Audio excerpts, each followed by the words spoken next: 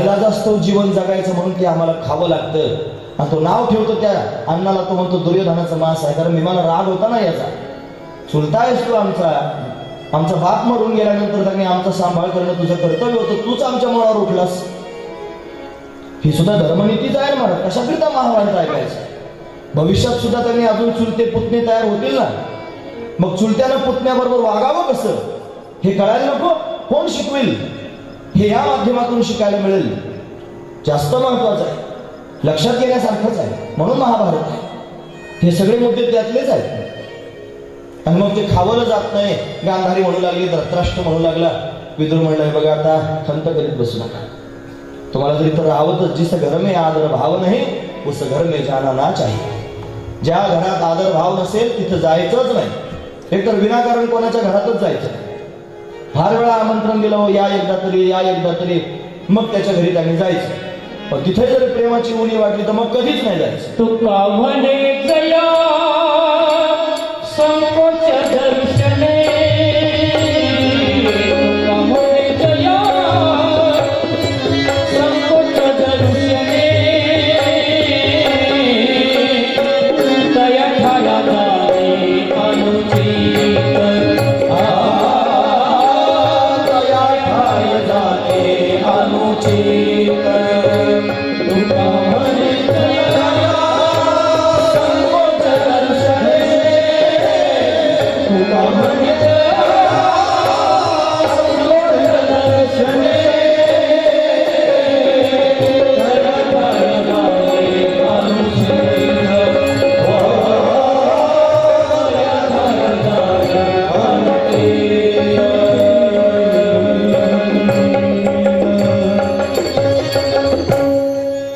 तुका म्हणे जया संकोच दर्शनी. तुम्हाला पाहिल्यावर ज्याला संकोच वाटतो हे आलं वाटा, असं जर होत असेल तर कधीच त्याच्या घरी जायचं नाही. कोणा जिथं आदर भाव नसेल तिथं जायचंच नाही. महत्वाचा विचार हे सुद्धा शिकण्यासारखंच आहे. नाही तर निर्लज्जासारखं एखाद्याच्या घरात जायचं आणि त्यानं सारखा पान उतारा करीत राहायचं काय कामाचं आहे? माणसाच्या जीवनात काहीतरी असावं ना स्वतःचं पण.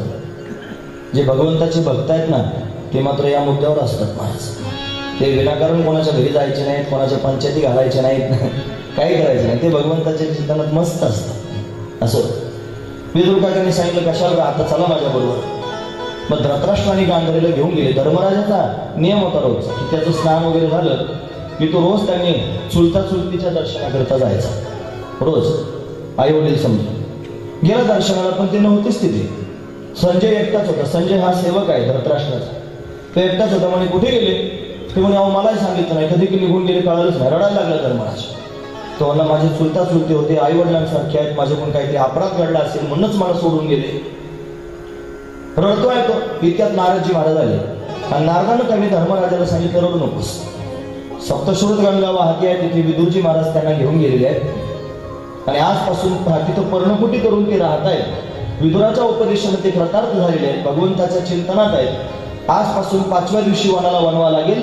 त्या वनव्यात त्यांची पर्णकुटी जळून भस्म होईल आणि त्याच्यातच ते दोघे जळून मरतील. पण त्यांना सद्गती प्राप्त होणार आहे, चिंता करू नका असं सांगितलं. धर्मराजाला जरा बरं वाटलं. आणि मग आता बराच कालावधी झाला होता. इकडे पांडवांनी बरेच यज्ञ केले. त्या यज्ञाच्या वेळेला परमात्मा आला सुद्धा. राजस्व यज्ञ आदी करून सर्वजण झाले. हा परीक्षित मोठा होत होता ना. भगवान आले एक दिवशी. आल्यावर परीक्षितांना त्यांनी पाहिलं भगवंताला विष्णू राहताना देवाच्या अंगावरच झेप टाकली. हे सगळे म्हणले हा सहजासहजी कोणी चढ म्हटलं तरी त्याच्याकडे जात नाही. याच्या अंगावर उडी मारून कसा गेला? याचे काय ओळख नाही, परिचय नाही. आता त्याला काय माहिती, जुना परिचय आहे पोटात असल्यापासून आईच्या. हा परिचय तेव्हाचा आहे म्हणून ओळखला देव. त्याच्या अंगावर उडी मारली, झडपच घेतली. आता बराच कालावधी लोटला. भगवान पुन्हा त्यांनी आपल्या स्थानावर गेले. मग पांडवांचं राज्य सुखरूप चांगले सुरू आहे. सुख आल्यानंतर देवाला विसरू नये त्याच्याकरिता ही पुढची कथा आहे की पांडवांचं जीवन अतिशय सुरळीत आणि सुखरूप आहे. आणि ते सुरळीत आणि सुखरूप असण्याकरिता एकच कारण आहे, त्याचं नाव आहे कृष्ण. तो जर नाही तर पांडवांच्या जीवनात सुखाचं काही कामच नाही. पांडवांचं सगळंच सगळं त्यानं परत आणून पांडवांना सगळं काय दिलं हे परमात्म्यानंच केलं. पांडव विसरले नाही, विसरले नाही. कशाकरिता सांगतोय? अहो देवाच्या दयेनं आपल्याला बरंच काय मिळतं, पण आपण असे आहोत की सुख आल्यानंतर देवाला विसरून जातो. ज्या देवानं आपल्याला दिले त्याला आपण विसरून जातो, कृतज्ञ होतो. पण ती कृतज्ञता आपल्या पोटात येऊ नये, आपण कृतज्ञ असावं याच्याकरिता ही कथा सांगते की पांडवांच्या पोटात कृतज्ञता आहे, देवाच्यामुळे आपलं हे सगळं मिळालं. मग चौकशी केली पाहिजे ना, तो देव कसा आहे, त्याचं बरं तर चाललंय की नाही. मग अर्जुनाला पाठव गेला. अर्जुन गेल्यानंतर काही महाराज बरेच दिवस राहिला, पण देवाची सगळी कामं झाली होती. सगळे दैत्य मारले गेले होते, महाभारती युद्ध झालं होतं, सगळ्या पृथ्वीवरच्या पापाचा भार संपवला होता आणि देव आता निजधामाला जाण्याच्या तयारीत होता. देवानं अर्जुनाला सांगितलं, अर्जुन हे बघ आता मी जाणार आहे निजधामाला. अर्जुन रडू लागला. रडू नकोस म्हणे, मला गेलंच पाहिजे, मी जाणारच आहे. फक्त तू एक काम कर म्हणे. काय? मी आता निजधामाला गेल्यानंतर माझ्या जेवढ्या पत्नी आहेत त्यातले जेवढे अंतर्धान होतील माझ्या बरोबर, गुप्त होतील त्या होतील, जेवढ्या शिल्लक राहतील 16,108 पत्नींपैकी त्यातल्या जेवढ्या शिल्लक राहिल्या त्या सगळ्या पत्नींना घेऊन तू हस्तिनापुराला जा आणि माझ्यानंतर त्यांचा सांभाळ कर. अर्जुन म्हणला ठीक आहे. भगवान निजधामाला गेले आणि अर्जुन भगवंताच्या पत्नी घेऊन निघाले. योगायोग असं झालं की काही चोर आले महाराज आणि त्या चोरांनी अर्जुनाला अडवलं आणि युद्ध झालं आणि अर्जुनाला त्या चोराने हरला अर्जुन. आणि त्या भगवंताच्या पत्नी चोरून नेल्या चोरांनी. आता देवाच्या बायका कुठं चोरून नेता येत असतील का? त्यातलं मर्म सांगतो असं आहे की अर्जुनाला कोणी हरू शकत नाही. भगवान शंकर अर्जुनाबरोबर युद्ध करायला हरले महाराज. ज्याने संग्रामे हरू शिंकिला, निवांत कवचाचा ठाव फेडला, पवाडा तुवा केला गंधर्वास, असा असणारा अर्जुन. आणि त्याला सामान्य चोराने हरवलं. का हरवलं असेल? बरीच कारण आहेत, वेळ कमी आहे. का समय बलवान आहे, नाही पुरुष बलवान. प्रत्येक माणसाचा एक काळ असतो, प्रत्येक माणसाचा एक काळ असतो, त्या काळातच तू बलवान असतो. तो काळ त्याचा निघून गेला आणि दुसऱ्याचा काळ आलेला असतो, मग याचा काळ आता उतरणीला लागलेला असतो. मग काय अवस्था त्यांनी त्याची होते ती सांगायला कशाला पाहिजे. पण समय बलवान है नहीं पुरुष बलवान. कावे अर्जुन लुटियो वही धनुष्य वही बाण. तोच धनुष्य होता आणि तेच बाण होते, पण सामान्य चोरांनी अर्जुनाला लुटलं. काळ होता त्याचा, म्हणून त्यानं शंकराला जिंकलं होतं. पण काळ आता राहिला नाही, जगाचा मालकच निघून गेला होता सोडून. त्याचं सामर्थ्य म्हणजे परमात्मा होता. 8 महिने झाले अर्जुनाला जाऊन धर्मराजाला अपशकुन होऊ लागले. अजून का अर्जुन येत नाही वाटच पाहत होता. आणि मग हा अर्जुन आला असा हताश होऊन रडत आला. अर्जुन आला ही बातमी ऐकली, घरात सुद्धा येऊ दिलं नाही त्याला. धर्मराज स्वतःच बाहेर गेले, चौकटीतच उभे राहिले वाट पाहत, अजून कसा येत. आला अर्जुन, रथातून उतरल्याबरोबर प्रश्नांचा बडीमार सुरू केला. तुम्ही भागवत बघा, मूळ म्हणजे तुम्हाला कळेल. सारे प्रश्न एक अध्यायच आहे प्रश्नाचा. काय एवढा वेळ लागला, कुठे गेला होतास, सगळं चांगलं तर आहे ना, देवाच्या घरचे तर चांगले आहेत ना, परिवार तर चांगला आहे ना, मुलं तर चांगले आहेत ना, बायका तर चांगल्या आहेत ना, एवढं सगळं विचारित बसला. पण अर्जुन काहीच बोलत नव्हता. हाताची घडी घातली होती, जमिनीकडे पाहत होता, पायाच्या अंगठ्यानाशी माती उकरत होता. अरे तुला झालं काय ते सांग ना. गदगदून त्याला हलवलं अर्जुनाला. बोल ना अर्जुना. मग अर्जुन बोलला. तो म्हणला दादा काय झालं, काय विचारता. काय झालं नाही ते विचारा. वंचितो हम महाराज हरिना बंधू रूपिना. आपण वंचित झालो. जगाचा मालक आपल्या सगळ्यांना सोडून निजधामाला निघून गेला. भगवान श्रीकृष्ण परमात्मा निजधामाला निघून गेले हे शब्द ऐकले महाराज. आरडाओरडा करत होता धर्मराज. ते ऐकून बाकीचे सगळे लोक जमा होते आणि शब्द ऐकल्याबरोबर त्यांनी महाराज जसा शरीरातून प्राण निघून जावा असा धर्मराज त्यांनी व्याकुळ झाला. रडू लागला. अरे देव निघून गेला, आता काय कर. शांत वातावरण, धाडकन काहीतरी पडल्याचा आवाज. काय पडलं म्हणून पाहिलं, दरवाजाच्या मागे कुंती उभी होती आणि कुंतीने शब्द ऐकले महाराज देव निघून गेला. एका क्षणात स्वतःचे प्राण सोडून दिले महाराज. देवाचं जगणं स्वीकारलं नाही, शरीर सोडून दिलं. रामायणामध्ये दशरथ महाराज आणि भागवतामध्ये कुंती भाग्यवान आहे. देवा वाचून जगणं स्वीकारलं नाही. राम राम कहे राम, राम कहे राम, राम कहे राम. 6 वेळेला राम म्हणून दशरथानं प्राण सोडले. भाग्यवान आहे राजा. आणि कुंतीनं भगवंताचा वियोग सहन होत नाही, एका क्षणात स्वतःचे प्राण सोडून दिले. भाग्यवान आहे ती कुंती. ती फक्त देवाची आज्ञा नव्हती, ती देवाची भक्त होती.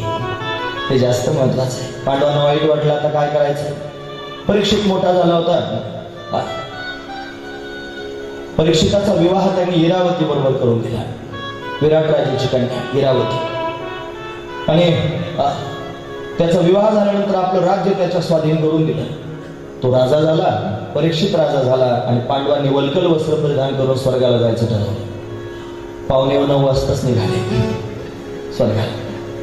आता ती पुढची कथा मोठी लांबच काय, एक एक त्याने थांबत गेला. धर्मराज एकटाच आतमध्ये गेला, त्याचाही अंगठा गळून पडला. परीक्षित राजा झाला. याला अश्वमेध यत्न केले. कृपाचार्यांना आचार्य म्हणून अश्वमेध, अश्व म्हणजे राष्ट्र, मेध म्हणजे उन्नती. राजाचं कर्तव्य आहे. राजकारण करत असताना राजानं राजकारण करावं कसं हे जर शिकायचं असेल तर या ग्रंथांना बारकाईने पाहिलं पाहिजे. अश्व म्हणजे राष्ट्र आणि मेध म्हणजे उन्नती. राजानं राज्याची उन्नती व्हावी याच्याकरताच जन्मभर परिश्रम केले पाहिजे. त्याचा जो कालखंड आहे त्या कालखंडामध्ये त्याने फक्त प्रजेचाच विचार केला पाहिजे की यांना मी कसा सुखी करीन, असं त्यांनी राज्य त्या राजाचं आहे. 4 प्रकारची उन्नती असते. एक सामाजिक उन्नती, सांस्कृतिक उन्नती, आर्थिक उन्नती आणि धार्मिक उन्नती. आपल्या घरात स्वस्तिक असतं ना, स्वस्तिक काही लोक उलटच काढतात. ते सोयीचं असलं म्हणजे असं सोयीचं फिरताना स्वस्तिक, त्याला 4 टोकं असतात. ती उन्नती आहे. 4 प्रकारानं उन्नती आपल्या जीवनात यावी. सामाजिक, सांस्कृतिक, आर्थिक, धार्मिक उन्नती व्हावी म्हणून यत्न करत होता. याला अश्वमेध यत्न केला आणि तो त्याने अश्व सोडलेला आहे. दिग्विजयी झाला, एवढा मोठा सम्राट झाला. एक दिवशी दिग्विजय करत असतानाच एक प्रसंग घडला होता. तो रस्त्यानं चालत असताना त्याला एक बैल दिसला. त्या बैलाचे 3 पाय तोडून टाकले होते. एकच पाय होता बैला आणि काळा कभिन्न असणारा राजवेंडा पुरुष त्या बैलाला मारत होता. आणि त्या बैलाच्या जवळ एक गोमाता होती. ती गोमाता रडत होती. तिच्या नेत्रांमधून अश्रू वाहत होते. हे सगळे त्याने पाहिलं. परीक्षित धावतच गेला. कोण आहेस तू? थांब, मारू नकोस. 3 पाय तो तोडून टाकले होते. तो बैल म्हणजे धर्म. धर्माला 4 पाय असतात. तपशौच दया सत्यम इति पादातून ते होता. तपश्चर्या धर्म आहे. आपल्या जीवनात तपश्चर्या असं आहे. कायिक, वाचिक, मानसिक जी करता येईल सांगायला वेळ नाही माझ्याकडे आता. उद्याची कथा तर कृष्ण जन्म जर करायचा असला उद्या, तर पुढचे जे सगळे स्कंद आहेत ते जसं पहिल्या दिवशी मी सांगणार होतो एका वाक्यात, तसं सांगून कृष्ण जन्मापर्यंत जावं लागणार आहे. उद्या परत कोणी म्हणायला नको की बाबांनी हे सगळं सोडून दिलं डायरेक्ट कृष्ण जन्मावर गेला, असं नको. म्हणून आणि जर तुम्हाला ते विस्ताराचं ऐकायचं असेल तर मग 5व्या 6व्या दिवशी कृष्ण जन्म होईल. तुम्हाला काय पाहिजे ते तुम्ही सांगा. काय करायचं? कृष्ण जन्मावर जायचं ना उद्या? हो, नाही तर नाही म्हणा सगळ्यांनी हात वर. मला जसं वाटलं तसं आहे ना. ठीक आहे ना, कृष्ण जन्म करायचा ना उद्या? उद्या कृष्ण जन्मापर्यंत जाऊया. पण सगळ्या स्कंदांमधली कथा सरळ सरळ सांगून कृष्ण जन्मापर्यंत आपण जाऊया. तरी उद्याचा दिवस आहे अख्खा, म्हणजे 3 तास आहेत. म्हणजे त्या 3 तासात सुरुवातीच्या 2 तासामध्ये बरंचसं तुम्हाला ऐकायला मिळेल. शेवटच्या 1 तासात कृष्ण जन्माची कथा सांगू. चला. राजानं त्यांनी महाराज त्या काळ्या कभिन्न असणाऱ्या राजविंड्या पुरुषाला आकळलं. आकळून त्यांनी त्याच्याशी युद्ध करून त्यांनी त्याला बंदी केलं. त्याला मारणार इतक्यात शरण आला. मारू नकोस म्हणला. तो कली आहे, कली आहे. आणि ती जी गोमाता होती ना ती पृथ्वी आहे. अधर्म त्यांनी वाढला आणि धर्मावर त्यांनी घाला येऊ लागलं की पृथ्वीला त्रास होता. पृथ्वी रडत होती. अशी अवस्था. तो शरण आला. तो म्हणला मारू नकोस, मी कली आहे. आणि कोण आहेस तू? कली. म्हणलं मी भगवंताचा सेवक आहे, भगवंताचा दास आहे, मी वैष्णव आहे. कली हा वैष्णव आहे, देवाचा भक्त आहे. आणि उगाच नाही आलो राजा, मी देवाच्या आज्ञेने आलोय. हे माझं युग आहे. ज्या दिवशी भगवान पृथ्वीला सोडून गेले त्या दिवशी माझं आगमन इथे झालं. यदा मुकुंदो भगवान क्षाम त्यक्त्वा स्वपदं गतः तत्दिनात कलिरायात सर्व साधन बाधका. त्याच दिवशी कली आला. पण राजा परीक्षित जोपर्यंत होता तोपर्यंत कलीचं काही चाललं नाही माझं. कारण असा धर्मात्मा राजा आहे ना. राजा धर्मात्मा असला पाहिजे. राजाला धर्म त्यांनी कळाला पाहिजे. हे पहा, राजकारण हे त्यांनी मला धर्मकारणावर चाललं पाहिजे. 3 कारण आहेत. एक धर्मकारण आहे, दुसरं समाजकारण आहे आणि तिसरं राजकारण आहे. म्हणजे या राजकारणाला पाया जर काय असेल तर धर्म असावा लागेल, तर त्यांनी चांगलं राजकारण होईल. अन्यथा ते त्यांनी त्रासदायक होईल. म्हणून राजा राज्य करतोय राजकारण, पण त्याच्या पोटात धर्म आहे. आणि धर्मानं राज्य करतोय, महत्वाची गोष्ट आहे. मग कलीला त्यांनी आकळलं, कली शरण आला, मला राहायचं नाही माझ्या राज्यात, निघून जा. तो मला जाऊ कुठं, सगळीकडे तुमचंच राज्य, तुम्ही चक्रवर्ती सम्राट झाला, कुठे जाऊ. आणि मग असं करा, थोडीशी ठिकाणं मला राहायला द्या, मी तिथे गुपचूप राहील, काही करणार नाही कोणाला. मग 4 ठिकाणं त्याला राहायला दिली कलीला. द्युत पान श्रेय सुना यत्र धर्मा चतुर्विधा. द्युत म्हणजे त्यांनी जुगार, पान म्हणजे मद्यपान, स्त्रिया म्हणजे व्याभिचार करणं, आणि सुना म्हणजे हिंसा. 4 ठिकाणी कली राहतो. जुगारीमध्ये कली राहतो. चुकूनही जुगारीचा नाव सुद्धा मनात आणायचं नाही. मोबाईलमध्ये लोक गेम खेळतात ना, ती सुद्धा एक प्रकारची जुगारच आहे. कशातून कली तुमच्यात घुसेल सांगता येत नाही. म्हणून जुगार त्याच्यात कली राहतो, दारू त्याच्यात कली राहतो, श्रीसंग जर विधी ते सेवन विषय त्यागाने समान. विधिवत विवाह करून संसार करत असाल तर मग तुम्हाला काही कलंक नाही. पण तुम्ही जर व्याभिचार करत असाल तर मग मात्र तुम्हाला कलीग्रस्त करून टाकेल. आणि हिंसेच्या ठिकाणी कली राहतो. म्हणून शब्दानं सुद्धा माणसाची हिंसा होऊ नये. आपले शब्द सुद्धा शस्त्र आहेत. म्हणा दामागडी धन शब्दांचीच रत्ने आणि शब्दांचीच शस्त्रे येत नाही.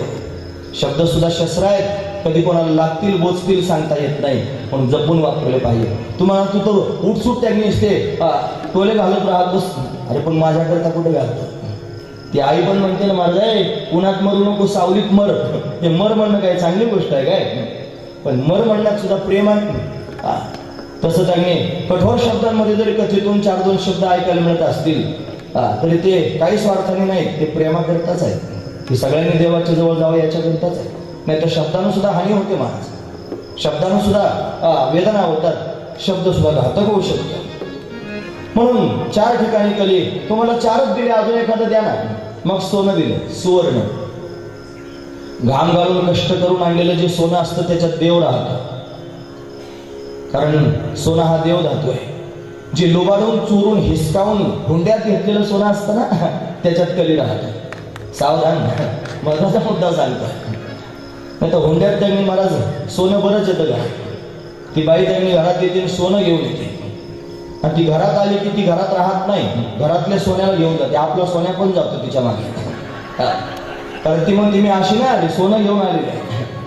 भांडे नाही घासणार, धुणं पण नाही धुणार, अजिबात नाही करणार, का तर मी सोनं घेऊन आलेले आहे. त्यात कली आहे.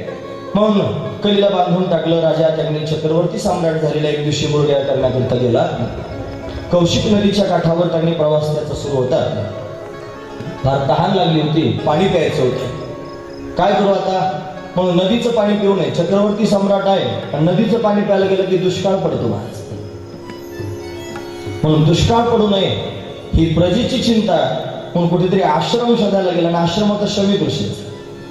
विद्यार्थी समिधा गोळा करण्याकरिता गेले होते आणि शमीक ऋषी भगवंताचं ध्यान करत होते. शांत चित्तानं भगवंताच्या ध्यानामध्ये मस्त झाले होते, समाधी लागली होती. ते गेले, त्यांनी पाहिलं गुरुजी आतमध्ये दिसत आहेत, नमस्कार केला. नमस्कार करून त्यांनी महाराज शालीन केलं. म्हटलं, ओ महाराज मी राजा परीक्षित, फार तहान लागली हो, थोडं पाणी मिळेल का. काहीच प्रत्युत्तर आलं नाही, प्रतिक्रिया काहीच जाणवली नाही. त्याला म्हटलं ऐकू गेलं नसेल, भगवत चिंतनात तल्ली नाही. जरा मोठ्यानं, ओ महाराज मी राजा परीक्षित, मला तहान लागली, थोडं पाणी मिळेल का. तरी पण काहीच उत्तर नाही. तिसऱ्यांदा आणखी मोठ्यानं म्हटलं तरी उत्तर आलं नाही. मग याला राग आला. तो म्हटला खरोखरची समाधी जर लागली असती ना तर एवढ्या आरड्यावरड्या नक्की जागे झाले असते. ते माझ्या राज्यात राहून नाटक करतायत समाधीचं, त्यांना दंड दिला पाहिजे. त्याला वाटतं नाटक करतोय, खरंच समाधी लागली होती. काय करू म्हटलं, इकडे इकडे पाहायला लागला. एक मेलेला साप दिसला, तक्षक होता. मेला नव्हता, जिवंतच होता. अर्जुनानं खांडववन खायला दिलं होतं ना अग्नीला, त्या खांडवनामध्ये सर्पांच्या जाती जळून गेल्या होत्या. मग तो तक्षक शिल्लक राहिला होता. त्याला राग होता. तो म्हणला 7.5 मारून टाकले अर्जुना, बदला घ्यायचा, पण तो राहिला नाही.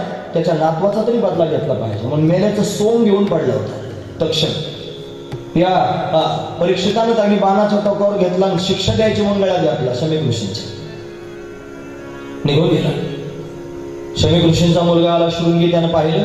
हे पहा, हा प्रसंग सांगूनच थांबावा लागेल. आता तुम्ही ऐकतात ना सर्वजण, प्रसंग पूर्ण करूनच मी थांबेन. आता अर्ध्यात कसा थांबू.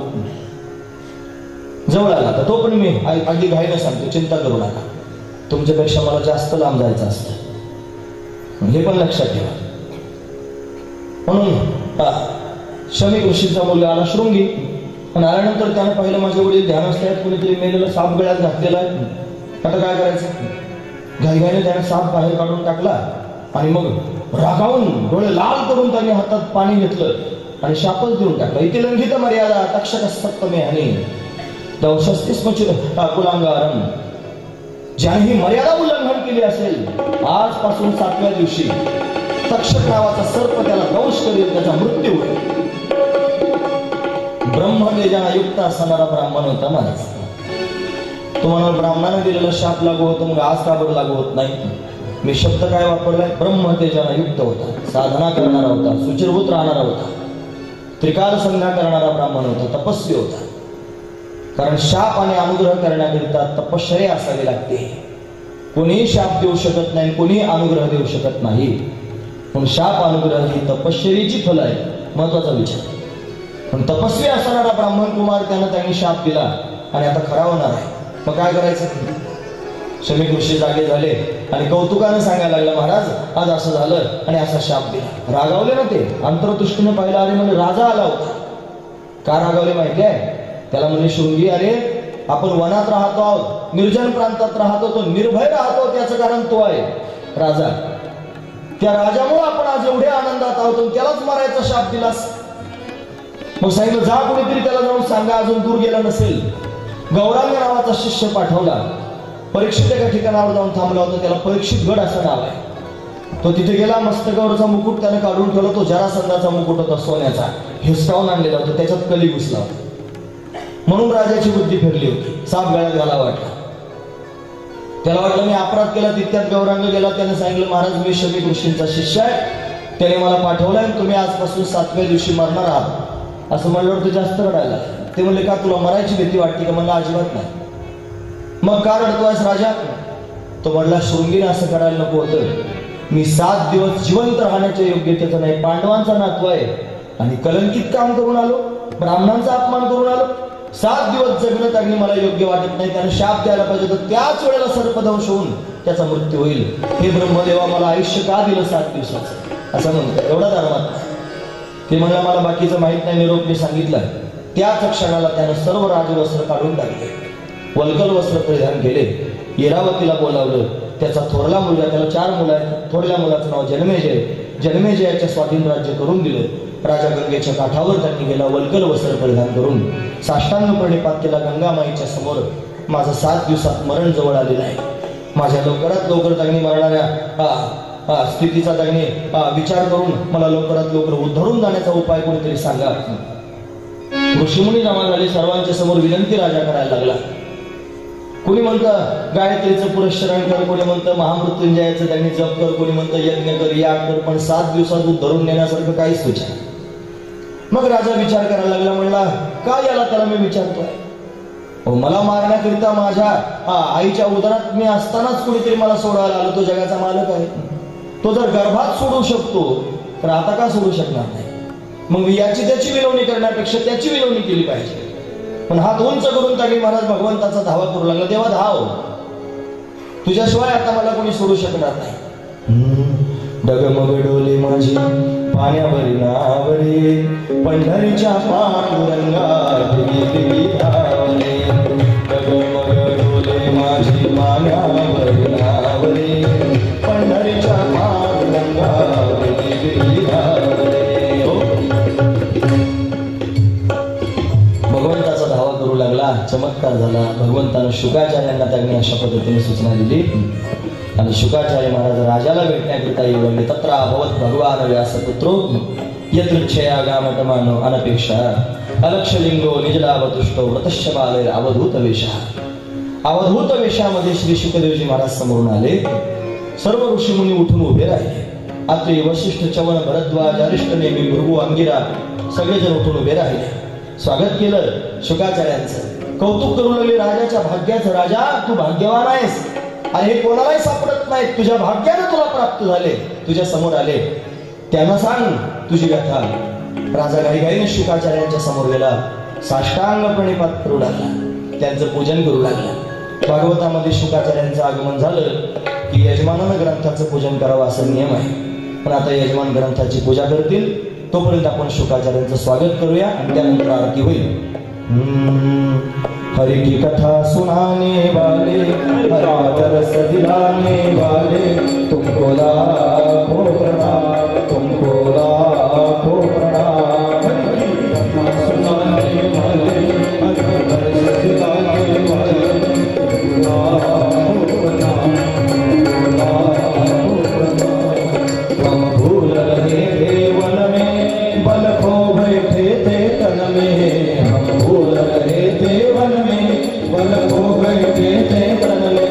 तुमने आकर बल जगाकर जीवन कर दिया निहाल. हरि कथा सुनाने वाले, हरि रस दिलाने वाले, तुमको लाखों प्रणाम, तुमको लाखों प्रणाम. सुखदेव भगवान की जय. हरि की कथा सुनाने वाले, हरि रस दिलाने वाले, तुमको लाखों प्रणाम, तुमको लाखों प्रणाम. हम भूल रहे थे वन में, बल खो बैठे थे तन में. हम भूल रहे थे वन में, बल खो बैठे थे तन में. तुमने आकर बल जगाकर जीवन कर दिया निहाल. हरि की कथा सुनाने वाले, हरि रस दिलाने वाले, तुमको लाखों प्रणाम, तुमको लाखों प्रणाम. शुकाचार्यांच्या समोर दंडोत प्रणाम करून त्यांना उंच आसनावरती राजानं बसवलं.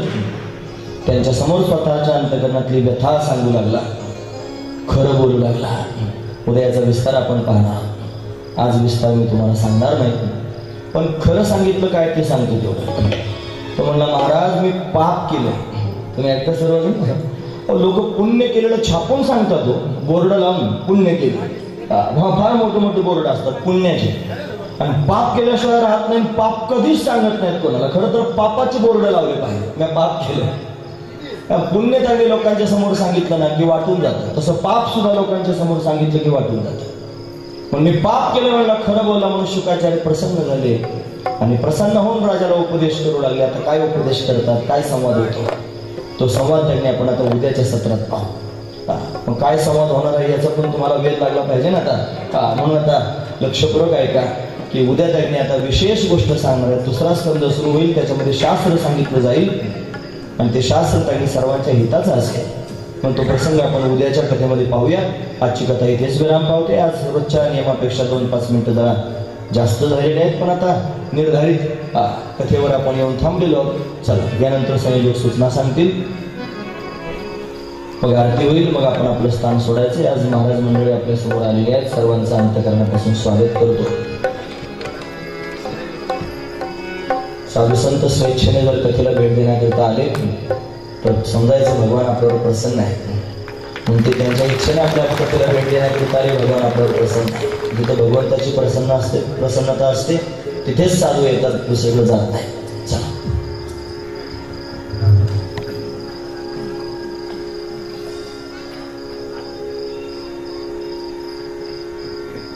आज या कथेच्या निमित्तानं संत महंत या ठिकाणी आले. त्या सर्वांचं नारायणगाव ग्रामस्थांच्या वतीनं मी त्यांना अभिवादन करतो आणि आभारही मानतो. आजचा 3रा दिवस संपला, उद्या 4था दिवस कृष्णजन्म होईल. कृष्णजन्म होताना बऱ्याचशा सूचना प्रेक्षकांकडून आल्या. त्यात सगळ्यात महत्त्वाचं म्हणजे उद्या सर्वांनी गुढ्या उभा राहायच्या. आपल्या घरावर म्हणा, इथेही म्हणा, आपल्याला गुढ्या उभा राहायच्या. त्याच दृष्टीनं सर्वांनी तयारी करायची. त्याचप्रमाणे काही जण म्हणले आम्ही सुंठवडा आणतो. ठीक आहे, सुंठवडा थोड्याफार प्रमाणात आणा. त्याचं कलेक्शन आपण बेटवरच करूया आल्याबरोबर. त्याचप्रमाणे काही शेतकरी बंधू म्हणले आम्ही उद्या फुलं आणतो, तरी थोडीफार फुलं आणली तरी चालतील. अशा पद्धतीने उद्याच्या सूचना आहेत. सर्वांनी आज या कथेमध्ये जे काही घेतलंय त्याचं मनन आणि चिंतन करणं गरजेचं आहे. आणि मनन चिंतन केल्यानंतर ते आपल्या रोजच्या व्यवहारात कसं उतरवायचं हे ज्यांनी ठरवायचे. असो आज या ठिकाणी जे अर्धे जे मानकरी आहेत त्यांची मी नावं या ठिकाणी वाचून दाखवतोय. कृपया त्यांनी ताबडतोब पुढे यायचं हे लक्षात ठेवायचं. श्री व सौ सुरेश सकाराम साबळे, श्री व सौ सुरेश संगलेजा, श्री व सौ तुळशीराम बाळाजी जाधव, श्री व सौ प्रभाकर फुलसुंदर महाराज, श्री व सौ चंद्रकूड कोले, श्री व सौ योगेश भगवान वरपे, कुमारी सविता अर्जुन दलवी, श्री व सौ सोपान जयराम धमडळे, श्री व सौ सतीश लालू दळवी, श्री व सौ पांडुरंग खंडू वरपे यांनी ताबडतोब पुढे यायचं. आरतीसाठी सर्वांनी जागेवर उभं राहायचं.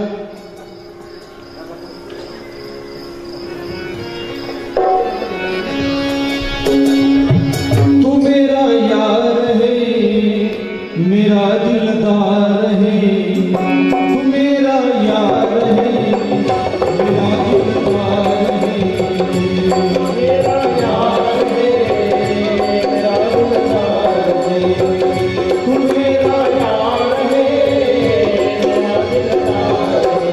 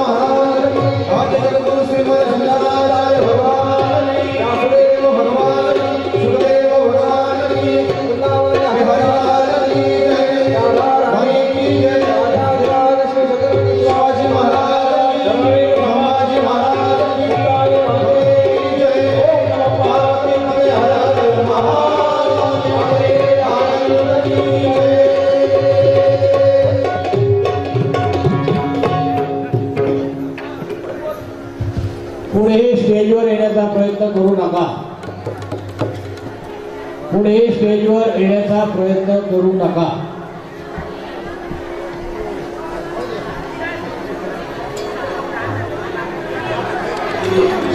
कृष्णा कृष्णा राधे राधे राधे श्याम राधे श्याम श्याम श्याम राधे राधे राधे कृष्ण राधे कृष्ण.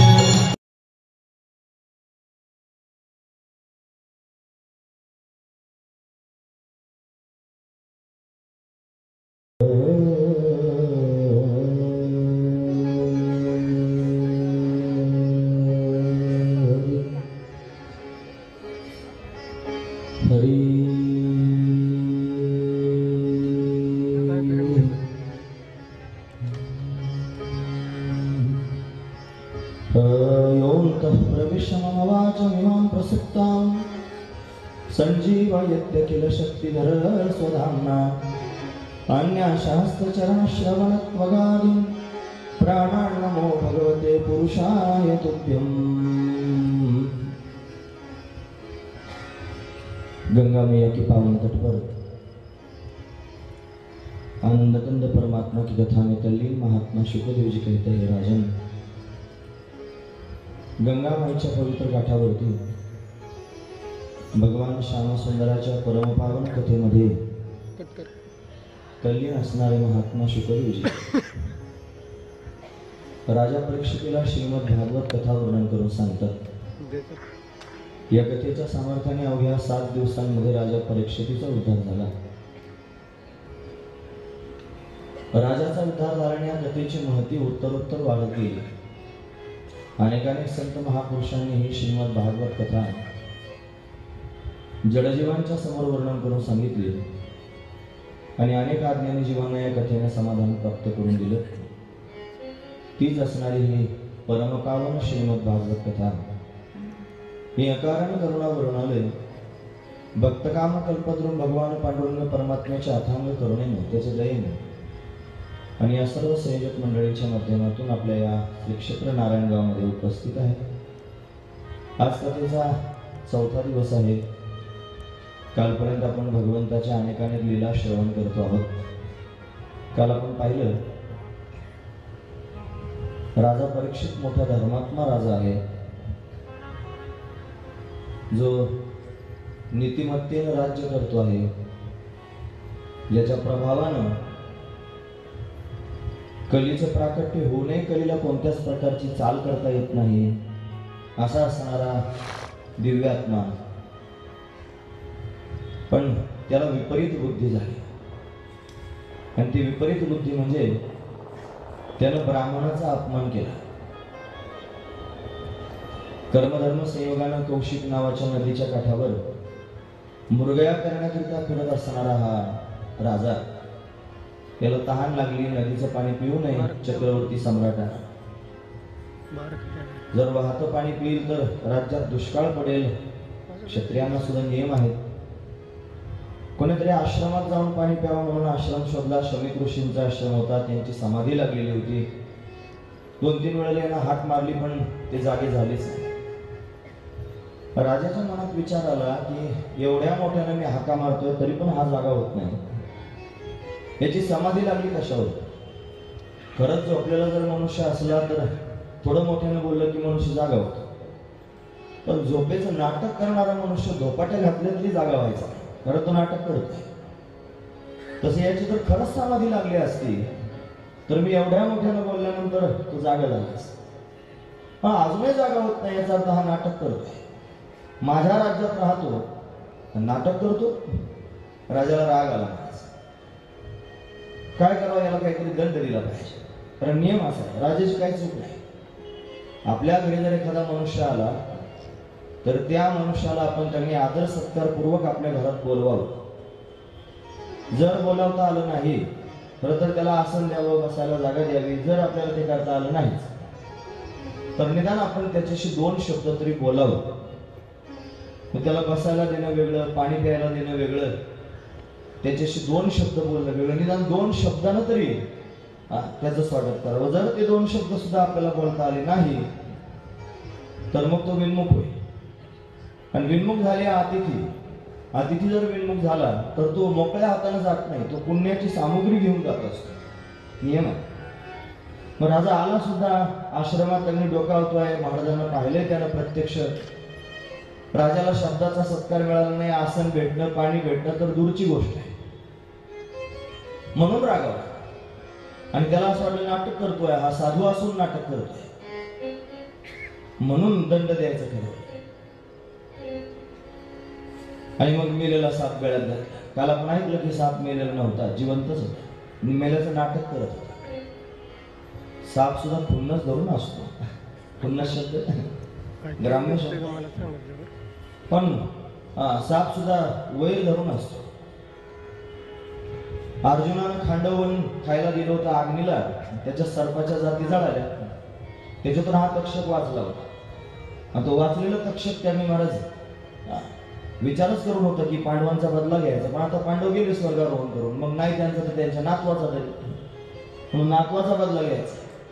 आणि म्हणून हा तक्षक मेल्यासारखा पडला होता. हे भक्तिबाबांच्या मुखातून ऐकलं, कोणी सांगितलं कोणाकडून ऐकलं ते सुद्धा सांगितलं पाहिजे. तो दुसऱ्याचा माल आपल्या नावावर खपवणं ते चांगलं नाही, महत्वाचं. म्हणून मेलेला साप गळ्यात घातला.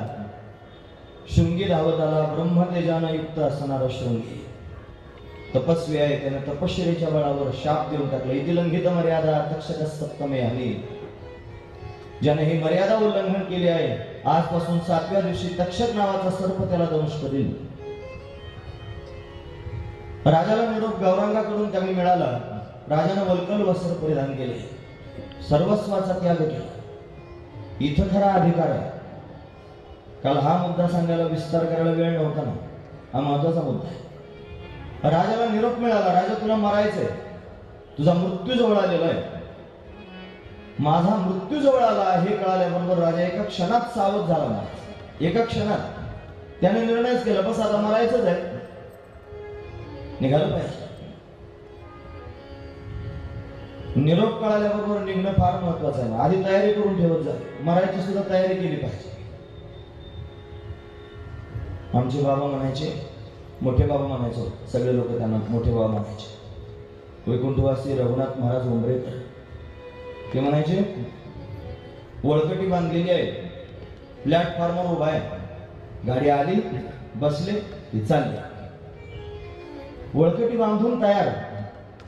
का बरं कथा ऐकायची? अधिकार कळण्याकरता, भगवंताच्या प्राप्तीकरिता काय करा. मौलींच्या शब्दात झडझडवली वहिलानी, झटकून बाजूला निघालं पाहिजे. राजा झटकून बाजूला निघाला, मोकळं करून त्यांनी काही काम शिल्लक ठेवलं नाही. एकच काम आहे, फक्त परमात्मा प्राप्त करून घ्यायचं. उगाच गोष्टी ऐकायच्या म्हणून थोडीच कथा ऐकायची, त्यातून शिकण्यासारखं आहे. कारण गाडी तर सगळ्यांचीच येणार आहे. गाडी येणार नाही असा माणूस नाही हो कोणी. येथे नाही उरवाले अवतार, येरते पामर जीव किती. फक्त तपासायची गरज ही आहे की आपल्या वळकट्या बांधलेल्या आहेत. जर वळकटी बांधली नसली ना अचानक यम आला, तो म्हणला चाल तुला घ्यायला आलोय, काय म्हणणार त्याला? त्याला म्हणणार का थांब आता माझ्या ठक्याचं लग्न झालंय, आताच अजून ठकीचं व्हायचं राहिलंय, होऊ दे, मग मला नाही. यम म्हणतो ते ठक्याचं करणे तर ठकीचं निघ, तुला वेळ नाही देणार, जावंच लागणार, जावंच लागणार. मग जावंच लागणारच आहे आपल्या सगळ्यांना. आणि ते कधी येणार आहे हे सुद्धा माहित नाही. राजा भाग्यवान आहे, राजाला माहिती आहे 7 दिवसांनी येणार आहे. कारण ब्राह्मणाचा शब्द देव खोटा करत नाही म्हणायचं. 7 दिवस आता राजाला जीवन प्राप्त झालेलंच आहे. बाकीच्या लोकांना तरी धोका आहे, पण राजाला धोका नाही. 7 दिवस मरण येणारच नाही. 7 दिवस मरण येणार नाही राजा. राजा सावधान आहे आणि सावध होऊन भगवत प्राप्तीकरिता, भगवत भजनाकरिता निघालाय. सर्वस्वाचा त्याग करून, वल्कल वस्त्रांना धारण करून देवासाठी देवासाठी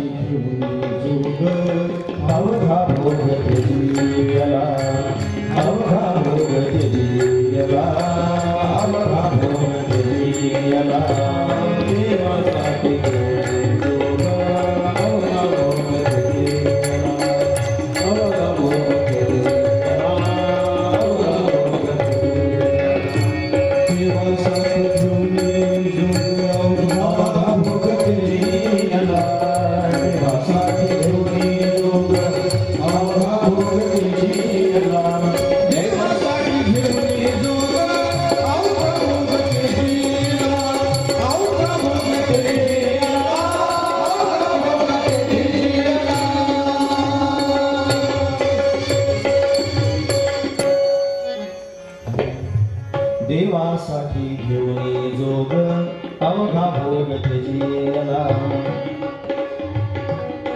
भगवंताच्या प्राप्ती करता सर्वस्वाचा त्याग आणि राजा वनाच्या दिशेने जाऊ लागला. आपलं सर्व राज्य देऊन टाकलं मुलाला. त्याच्या पत्नीचं नाव इरावती. आजही महाराज कथा श्रवण करण्याकरिता आले. रोजच महाराज मंडळी स्टेजवर बसलेली आहे. आज अजूनही महाराज मंडळी आपल्या कथेला भेट देण्याकरिता आलेली आहेत. आदरणीय श्री वाळके महाराज आलेले आहेत. आदरणीय श्री कुलकर्णी महाराज आहेत. आंबेकर महाराज आहेत. हडवळे महाराज आहेत. आणि हे सर्व वाद्यवृंद पण महाराज मंडळीच आहेत. तुम्ही ऐकणारे सुद्धा भगवान शंकरासारखे सगळेच आनंदाने ओतप्रोत आहे. त्याच्यात कथा ऐकायची आहे. भगवंताची मंगलमय असणारी कथा. राजाची गोष्ट नाही सांगणार मी तुमच्या समोर. राजाला शाप मिळाला, वनात जाऊन बसला, मग शुकाचार्य आले, त्याला कथा सांगितली, मग राजाचा उद्धार झाला नाही होत. त्यातला भाव ऐकायचा. आपणच व्हायचं राजा. कालच आपण पाहिलं परीक्षित माणसात देवाला शोधण्याची जी वृत्ती, तिचं नाव आहे परीक्षित. ती परीक्षित नावाची वृत्ती आहे. आपण परीक्षित झालं पाहिजे. देवाला शोधलं पाहिजे. आपण देवाला शोधल्याशिवाय आपल्याला देव भेटणारच नाही. लिहून ठेवा. अहो जे शोधता शोधता कासावीस झाले त्यांना भेटत नाही. आपण शोधण्याच्या लाईन मध्येच उभे नाहीत अजून. आपण अजून शोधायला सुरुवातच नाही केली. भेटेल कसं? अशी त्यांची अवस्था आहे. मग परीक्षित होऊन त्यांनी देवाला शोधलं पाहिजे. पण कसं शोधलं पाहिजे आज सांगितलं की वल्कल वस्त्र धारण करून वनात निघून गेला, सर्वस्वाचा त्याग करून. देवाला जर शोधायचं असेल तर सगळ्या प्रकारच्या परिग्रहाचा त्याग करावा लागेल. सगळ्या प्रकारच्या आशा अपेक्षा वासना संपवून टाकाव्या लागतील. एकच वासना शिल्लक ठेवावी लागेल, देव. राजानं काही शिल्लक ठेवलं नाही. राज्याचा मोह टाकून दिला. सोपं नाही तेवढं राज्याचा मोह टाकून दिला. सर्वस्वाचा त्याग करून राजा भगवती गंगेच्या काठावर गेला. 7 दिवसात मारायचंय. त्याला नाही, आपल्याला सुद्धा. बघा तुम्ही, रविवार, सोमवार, मंगळवार, बुधवार, गुरुवार, शुक्रवार, शनिवार, अजून आपल्याकरिता प्लुटोवार, नेपच्यूनवार, हर्षलवार असे तयार झाले नाही आणि होणारही नाही. आपल्याला सुद्धा त्याच वारात मारायचं, त्याच 7 दिवसात मारायचं. फरक एवढाच आहे की राजाला मरण कळाल्याबरोबर राजा सावध होऊन भगवत प्राप्तीकरिता निघाला. आणि आपण हे रोज ऐकतो की मरण कधी येऊ शकतं. आपण सावध होत नाही. म्हणून सावध होणे भजनी लागा. देव कराय कैवारी. देव कैवारी करून घेतला पाहिजे. राजाने तो कैवारी करून घेतला. हा अधिकार आहे. भगवत प्राप्तीचा अधिकारी कसा असावा? तर एका क्षणात सर्वस्वाचा त्याग करून जो भगवंताच्या दिशेने निघाला तो खरा भगवत प्राप्तीचा अधिकारी. हे राजाच्या चरित्रातून पाहायचं. आणि शुद्ध अंतकरणाने जर भगवंताच्या दिशेने जाण्याकरिता निघालीच असाल आणि काही साधना कळत नाही, कशी काय तपश्चर्या करावी, तर काय करावं, वाचन करू का अमुक करू, हे काही जर समजत नसलं तर जास्त विचारात पडू नका. ज्याच्या प्राप्तीकरिता निघाला त्याला सामान्य समजू नका. तो सर्वज्ञ आहे, सर्वशक्तिमान आहे, जगाचा मालक आहे, त्याला सगळंच कळतं. तुम्ही त्याच्या दिशेने त्याच्या प्राप्तीकरिता निघालात हे सुद्धा त्याला कळतं. तुम्ही ऐकतात ना सर्व? माझं म्हणणं कळतं ना? पण तुम्हाला महत्वाचं सांगतोय, तुम्ही जर भगवंताच्या दिशेनं भगवंताच्या प्राप्तीकरिता शुद्ध भावनेने निघाले असाल तर हे सुद्धा भगवंताला कळतं. आणि मग त्याच्यापर्यंत नेण्याची जबाबदारी त्याच्यावर जाते. मग तो स्वतःच मार्ग दाखवतो. रामसुखदास स्वामी म्हणायचे, तुम किसी भी तरह से भगवान में लग जाओ, भगवान अपने आप संभाल लेंगे. असे काही वाक्य पाठ करून ठेवा, जीवनात कामाला येते. तुम किसी भी तरह से भगवान में लग जाओ. कोणत्या ना कोणत्या तरी माध्यमातून भगवंताच्या प्राप्तीकरिता अट्टहास करायला सुरुवात तर करा. भगवान अपने आप संभाल लेंगे. भगवान सांभाळतील. देवाला काळजी आहे, सगळ्या जीवांची काळजी. तो मायबाप आहे आपल्या सगळ्यांचा. आपल्या उद्धाराची चिंता भगवंताला आहे. तो भगवान आपली तरतूद करील. फक्त आपल्याला वाटलं पाहिजे माझा उद्धार व्हावा. बरेच पारमार्थिक माणसं आम्हाला पाहायला मिळतात. सांसारिक लोकांपेक्षा पारमार्थिकांबरोबर जास्त संबंध येतो बोलण्या चालण्याचा. पण खंत एवढीच आहे की बरेच लोक परमार्थ करतात, पण त्या परमार्थ करणाऱ्या लोकांच्या पोटात सुद्धा ही भावना फार कमी सापडते की माझा उद्धार व्हावा, मला देव भेटा. परमार्थ चालू आहे, सगळ्या प्रक्रिया चालू आहेत, बाह्यांगाने सगळ्या क्रिया करतात सगळे, पण देव भेटावा ही भावना तेवढी सगळ्यांकडे पाहायला भेटत नाही. कोणत्या तरी चौकटीत अडकलेले आहेत, कोणातरी पंथात, कोणातरी धर्मात, कोणातरी वर्णात, कोणातरी आश्रमात. या सगळ्या गोष्टींमध्ये ते अडकलेले आहेत, गुंतून पडलेले आहेत. देव तर त्याच्यापेक्षा वेगळाच आहे. तो या चौकटींना भेटत नाही, अहो तो चौकटींच्या पलीकडचा आहे. आणि आपण चौकटीत शोधतो. जन्मभरात चौकटींना धडका देत बसले तरी भेटायचं नाही, चौकट तोडावी लागेल मग भेटेल. एक मधुशाला नावाची कादंबरी आहे, त्याच्यातलं आवडलेलं वाक्य सांगतो बरं. त्याच्यात ते म्हणतात, धर्मग्रंथ सब जला चुके हैं जिसके अंदर की ज्वाला, धर्मग्रंथ सब जला चुके हैं जिसके अंदर की ज्वाला, मंदिर मस्जिद गिरजे सबको तोड़ चुका वो मतवाला, पंडित मोमिन पादरियों के फंदों को जो काट चुका, कर सकती है आज उसी का स्वागत मेरी मधुशाला. परत सांगू, धर्मग्रंथ सब जला चुके हैं जिसके अंदर की ज्वाला. त्याच्या आतमध्ये एक विशेष असणारी चिंगारी, एक ठिंगी अशी पडलेली आहे की तिने सगळं जाळूनच टाकलं महाराज. या धर्माच्या, पंथाच्या, देवाच्या सगळ्या मर्यादा आपण तयार केल्या, आणि जेव्हा या सगळ्या मर्यादा आपण तोडून टाकू तेव्हाच परमात्मा भेटेल. त्याचे शब्द आहेत, सर्व धर्माना परित्यज्य मामेकं शरणं व्रज अहं त्वा सर्व पापेभ्यो मोक्षयिष्यामि मा शुचि. सगळ्या धर्मांचा त्याग कर, मला शरण ये. मला नाव नाही, मला गाव नाही, मला रूप नाही, मला आकार नाही, मी या कशातच बसत नाही, या सगळ्यांच्या पलीकडचा आहे. मला जर प्राप्त करून घ्यायचं असेल तर ज्या ज्या बंधनात त्यांनी अडकून स्वतःला घेतलं, मला पण अडकवतोयस, ही सारी बंधनं तोडून टाक, मग माझ्यापर्यंत येशील. जास्त महत्वाचं आहे. बंधनं तोडणं तेवढं सोपं नाही महाराज. संसाराचं बंधन अंतकरणातून काढून टाकणं तेवढं सोपं नाही. साधी तंबाखू माणसाला सुटत नाही. गायच्या 1000 माणसं तुम्ही उठवते, जन्म जातो सोडता सोडता, पण ती सुटत नाही. गायछाप ज्याला सुटत नाही तो संसार कसा सोडेल? आत्मपरीक्षण करण्याची गरज आहे. माझं म्हणणं खरं आहे, ते खरं बोचत असतं, बोचू करत मला काय करायचं, पण मी खरं बोलायचं बंद का करू? मी खरं बोलणारच आहे. वस्तुस्थिती हीच आहे, काहीतरी सोडावं लागेल, आणि सोडायचंच असेल तर महत्वाचा मुद्दा सांगतो, कान उंच करून ऐका. स्वतःच्या ठिकाणी असणारं जे मीपणाचं ओझ आहे ते सोडा, ते जास्त घातक आहे. त्यागच जर करायचं असेल तर त्याग तरी ऐसा करा, अहंकाराला डवडावे, अहंकाराला घालवा. तो घातक आहे. एक प्रमाण आहे तुकोबरायांचं, तुम्ही ऐकत ना सर्व. ते म्हणतात, योग्याची संपदा त्याग आणि शांती, उभय लोकी कीर्ती सोहळा मान. जो योगी आहे ना, त्याची खरी संपदा जर काय असेल तर त्याग आणि शांती. त्याग ही योग्याची संपदा आहे, शांती ही योग्याची संपदा आहे.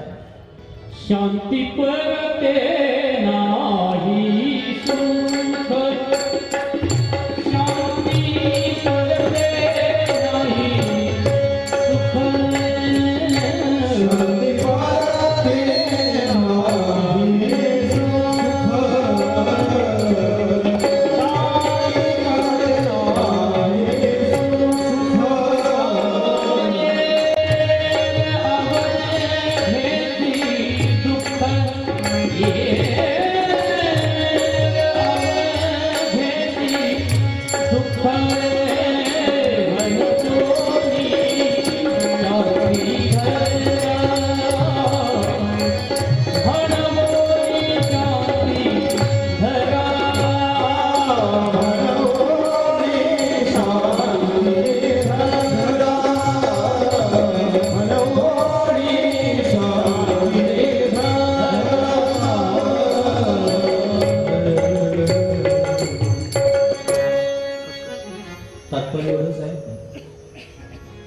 की त्यागानंतर शांती येत असते.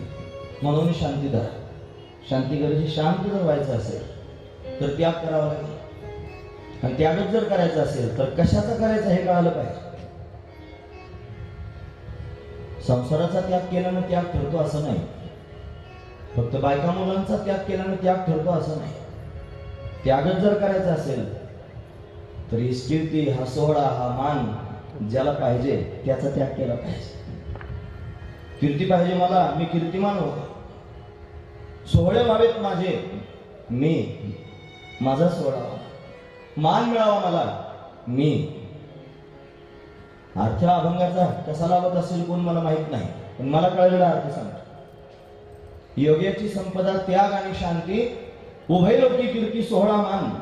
त्यानं त्याग केलं की त्याला शांती मिळते. त्याग आणि शांती ही त्याची संपत्ती आहे. पण त्यानं त्याग कशाचा करावा लागेल? उभय लोकी कीर्ती सोहळा मान. उभय लोक म्हणजे इहलोक आणि परलोक. या इहलोकातली आणि परलोकातली कीर्ती, सोहळा आणि मान या सर्व गोष्टींचा त्याग करावा लागेल.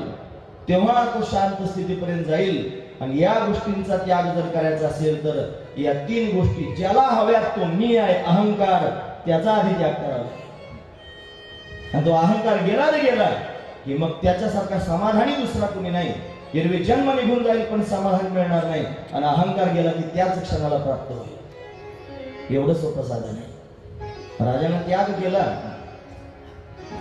संसाराचा त्याग करावा, पण मलत त्याग होत.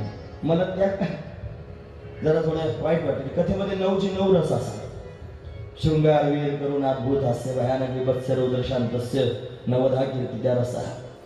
त्याच्यात बिभत्स रस म्हणजे जरा घाणेरडा, किळसवाना वाटतो. असा बिभत्स रस सुद्धा कधीतरी कथेत यावं. मलत त्याग. लोक रोज मलत त्याग करतात की नाही? संडासला जातात की नाही लोक? मग पाहतात का किती संडास झाली, कुठे टाकून आलो. तिचा विचार तरी करतात का? कल्पना तरी मनात येते का? का तिचा त्याग केलाय, असा त्याग केलाय की परत आठवणच येऊ नये असा त्याग केलाय. याला मलत त्याग म्हणायचं. तसा अंतकरणातून मी आणि माझेपणाचा असा त्याग व्हावा की त्याची परत आठवण सुद्धा होत. मलत त्याग. बस राजाने त्याग केलाय. या सगळ्या अहंकाराचा त्याग केलाय आणि शुद्ध भावनेनं, शुद्ध अंतकरणानं भगवंताच्या दिशेनं जाण्याकरिता निघालाय. देवा मला काहीच नको, तू हवास, तुझ्या प्राप्तीकरिता निघालाय. काल आपण पाहिलं अनेक ऋषीमुनी आले. त्यांच्यासमोर विनंती करतोय, मला वाचवा, मी 7 दिवसात मरणार आहे, माझा उद्धार व्हावा असं मला वाटतं. लवकरात लवकर मरणाऱ्या माणसाचं काय कर्तव्य आहे? अहो अद्यवयम ब्रह्मण सत्सेव्या क्षत्र बांधवा. कृपया अतिथी रूपेने तुम्ही अतिथी रूपाने आलात, मला सांगा. कोणी काही सांगत नाही. यज्ञ करा, याग करा, जप करा, महामृत्युंजय मंत्राचा, गायत्री मंत्राचा, असं सगळे सांगत.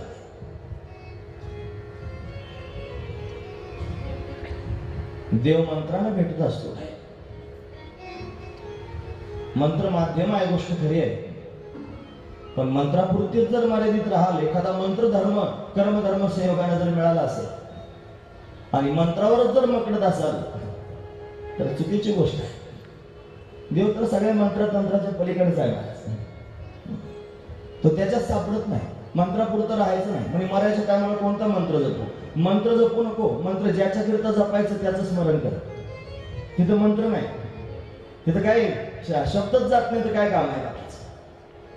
मग सारे मंत्र सांगत होते, असं करा, हा जप करा, तो जप करा. काय करू या सगळ्या माध्यमातून? कसा मी तिथपर्यंत जाईन? मग विचार केला की कशाला सगळ्यांचे दाणे समोर ठेवी करतोय? मला आईच्या गर्भात ज्यानं सांभाळलं तो कुठे गेला? तो आहेच ना, तो मला सांभाळेल. म्हणून शुद्ध भावनेनं भगवंताचं स्मरण केलं. शुद्ध भावने करता येतं महाराज. शुद्ध भावने तुम्ही ऐकतात ना सर्व. महत्वाचा मुद्दा मी तुमच्या समोर सांगतोय की तुम्ही मंडपात बसलेले आहात. हे बघा, मनातले चांगले वाईट काय विचार असतील तुमच्या थोड्या वेळ बाजूला ठेवा. त्या विचाराहून थोड्या वेळ बाजूला आणि एकदम शांत व्हा, एकदम स्थिर व्हा आणि शुद्ध भावनेनं काही फक्त त्या परमतत्वाचं स्मरण करा. ज्याला नाव नाही, मी तुम्हाला त्याचं नाव सांगत नाही, तुम्हाला त्याचं रूप सांगत नाही, तुम्हाला त्याचा आकार सांगत नाही, त्याला नाहीच महाराज. रंग नाही, रूप नाही, नाही वर्ण छाया, निराकार निर्गुण तूच रघुराया. असं आहे, त्याचं स्मरण केलं पाहिजे. त्या परमतत्वाचं स्मरण करा आणि स्मरण करून त्या शुद्ध भावनेनं सांगा की मला तुझ्या स्वरूपात एकरूप व्हायचं आहे. मला समजत नाही मी कसा येऊ, मला कळत नाही मी तुझ्या स्वरूपात कसा प्रवेश करतो, पण तुला मात्र सगळं कळत. म्हणून प्रसवला विश्व तुझी होय सर्व जाणता. तू सर्व जाणत आहेस, तू सर्वज्ञ आहेस, सर्व शक्तिमान आहेस. आणि ईश्वर नावाचा तू पडदा धारण केलेला आहेस. ईश्वर हा सुद्धा पडदाच आहे. ते परमतत्वाला ईश्वर म्हणायचं सुद्धा काही काम नाही, ते त्याच्याही पलीकडचं आहे. म्हणून तो पडदा तरी निदान तुझ्याकडे आहे सर्वज्ञतेचा, तो माझ्याकडे नाही. मी जीवपणाच्या पडद्यात आहे. कान्होबा तुझी घोंगडी चांगली, ही चांगली घोंगडी म्हणजे ईश्वरपणाची, आणि माझी वांगली म्हणजे जीवपणाची. आम्हाशी का दिली वांगली? ही वांगली घोंगडी म्हणजे जीवपणा, चांगली घोंगडी म्हणजे ईश्वर. तो नियंता आहे आणि आपण त्यांनी महाराज त्याचे दास.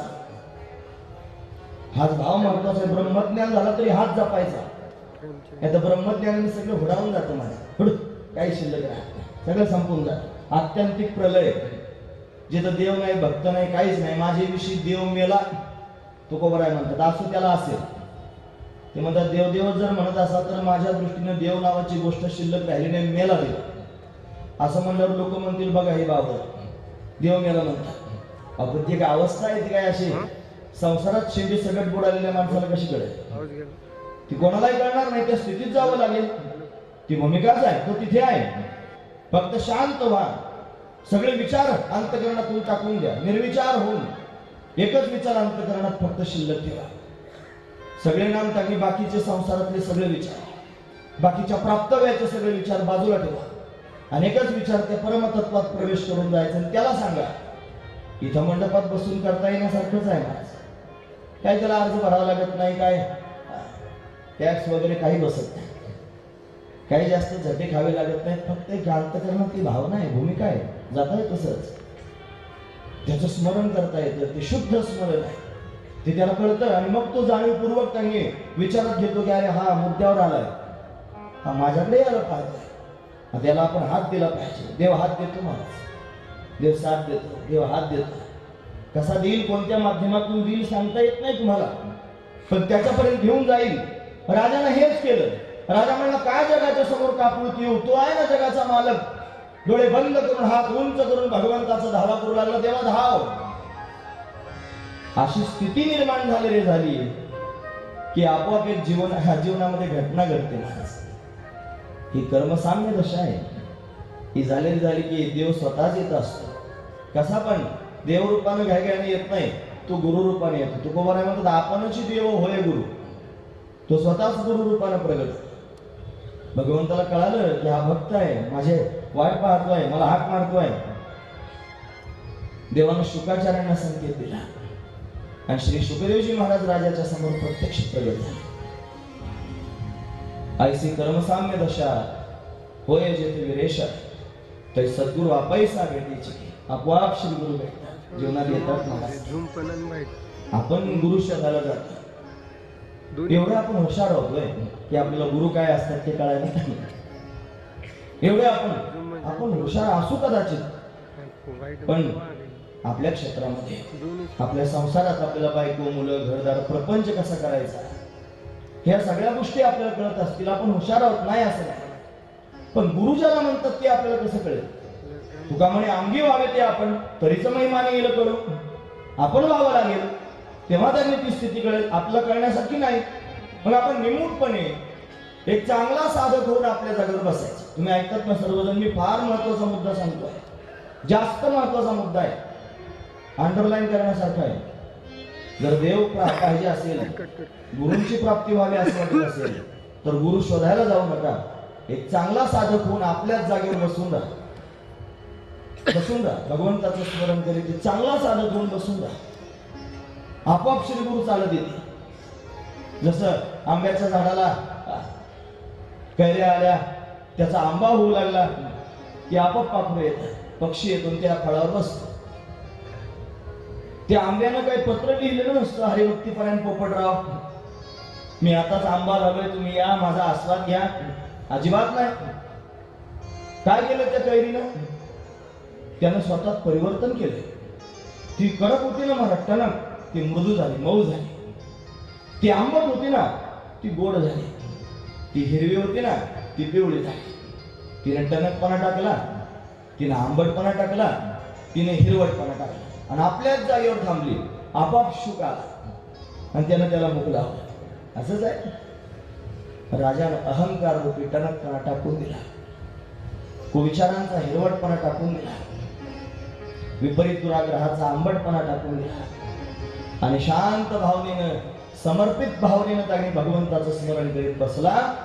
म्हणून शुक आला, म्हणून शुकाचार्य आपल्या जागेवर शांत बसून राहील. मग शुकाचार्यांचं आगमन झालं. आला शीतल शांतीचा वारा, ज्याने सुख झाले या शरीरात, फिटला पातकांचा थारा. अशी अवस्था झाली. सर्वजण पाहतच राहिले.